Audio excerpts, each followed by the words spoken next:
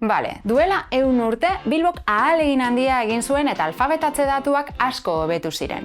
Eskola izugarriak eraiki ziren. Baina noski, zertarako hori guztia irakaslerik gabe arbeletan. Nork irakasten zien irakasten irakasleei?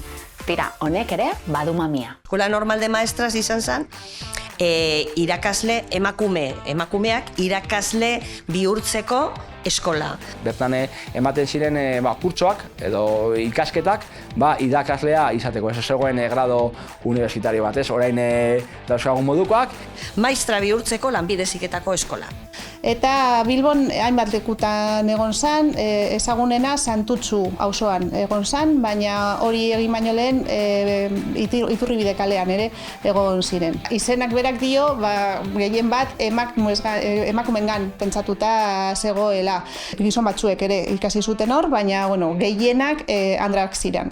Eskerrik asko apunteagatik. Maistrak ziren bai, baina txoritxu batek esan dit lehen denak maizuak zirela. Eta zergatik aldaketa hori, zerbait gertatu behar izan zen, gelak emakumez betetzeko. Gizonezkoen hartzen dute ofizio bezala maizu izatea, lehenengo zen escuelas de maestros, baina Euskal Herrian edo hemen, Bizkaian eta hori, industrializazioarekin, postu hobeak lortu ditzakete beste sektore batzutan.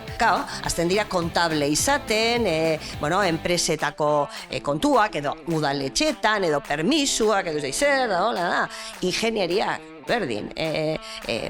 Maizuak ja ez dira joaten maizuen eskolara, eta orduan maistren eskolak. Osea, gizonezkoek desalojatzen duten espazio laborala, sartzen dira emakumeak. Gauza bat argi dago, maistren eskola normala funtsezkoa izan zen. Hari esker, emakume askok irtenbide profesional duina aurkitu zuten, hori ezinezkoa zen garai batean. Beraz, eskola bat baino askoz gehiago izan zen. Gente de cierto nivel, clase media, no los mega ricos, pero sí una cierta clase media, ve la posibilidad de que sus hijas tengan un trabajo, que no sea casarse o ser monjas. Y es un trabajo no especialmente bien remunerado, pero para una mujer era un avance, en el sentido de que, claro, era mucho menos lo que cobraban como lavanderas o como cocineras o como doncellas. Entonces nos puede parecer un poco... pero era realmente que una mujer con 17, 16, 17, 18 años se pudiera ganar la vida dando clases como maestra, ganando más que como lavandera, era todo un avance. Kontuan hartu, maistra izateko esen beharrezkoa batxiller osoa egitea, beraz oso gazte bukatzen zituzten ikasketak eta oso gazte hasten ziren lanean, eta hori ere interesgarria zen. Batzuk oso azkarrak zirenak, 16 urterekin ja hasten ziren lanean, eta bai 17, 18 urterekin hasten ziren.